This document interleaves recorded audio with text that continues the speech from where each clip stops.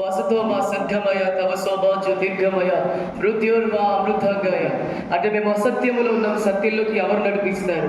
మేము చీకటిలో ఉన్నాం, వెలుగులోకి ఎవరు నడిపిస్తారు? మేము మరణములో ఉన్నాం, జీవంలోకి నడిపించేవారు ఎవరు అనే ఒక ప్రశ్నకు ఒక సమాధానముగా ఈ భూమి మీదకి వచ్చిన ఒకే ఒకడు, నేనే మార్గం, నేనే సత్యం, నేనే జీవం అని తను తాను బయలుపరుచుకున్న గొప్ప దేవుడు ఆయనే నజరేయుడైన యేసు. అందుకే యేసుక్రీస్తు ప్రభు జీవితంలో ఆయన బోధల్లో ఎక్కువ గురించి చెప్పిన సందర్భాల్లో సమాధానం సమాధానం సమాధానం. హల్లెలూయా. అంటే దాని యొక్క అర్థం ఏంటంటే భక్తి జీవితంలో ఈ గుణం కలిగి ఉండడం ఎంతో కష్టమైన, ఇది చాలా విలువైనది. హల్లెలూయా. ఆత్మ ఫలములో ఇది ప్రాముఖ్యమైనది కూడా. అలాగే ఒక వ్యక్తి ఆధ్యాత్మికంగా లేదంటే ఫ్యామిలీ పరంగా అండర్స్టాండింగ్ భార్య భర్తల మధ్య అయినా కావచ్చు. హల్లెలూయా.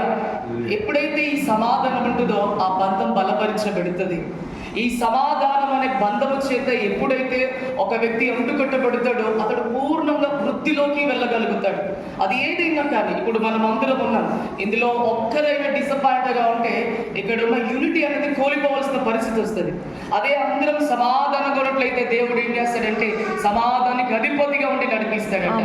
హల్లెలూయా. అందుకే చూడండి దేవుని బిడ్డలారా, మనం ఎప్పుడైతే ఆయన దగ్గరికి ఉన్న పాటున వస్తామో మనం అందరితోనూ, ఎందుకంటే అమ్మతోనే సమాధానం ఉండాలి, అత్తయ్యతోనే సమాధానం ఉండకూడదు అంటారు.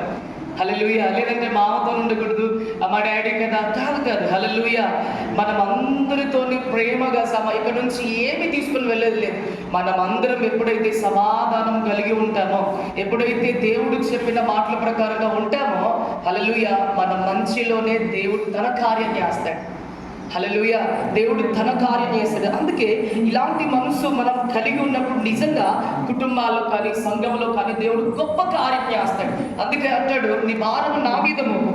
నీకు అసమాధానం ఉందని, పరిస్థితి బాగాలేదా, నువ్వు ఎప్పుడైతే నువ్వు ఆయన మీద మోపుతావో ఆయన కన్నీటి చూసి ఆనందించే దేవుడు కాదు. అందుకే ఈరోజు ఈ లేఖనం ద్వారా ఆదరిస్తూ పిలుస్తున్నాడు, నేను మిమ్మల్ని ఓదారుస్తాను, నేను మిమ్మల్ని బలపరుస్తాను. సమస్య ఏదైనా, సందర్భం ఏదైనా నా యుద్ధకు రా అని పిలుస్తున్నాడు. కాబట్టి ఉన్న పాటున ఈరోజు ఈ క్షణం ఇక్కడ నువ్వు నేను ఏ సమస్య ఉన్నా ఆయన చెంత కోసం తప్పక మన అందరినీ బలపరిచి స్థిరపరిచి సమాధానముతో ముందుకు నడిపించుకొనును గాక.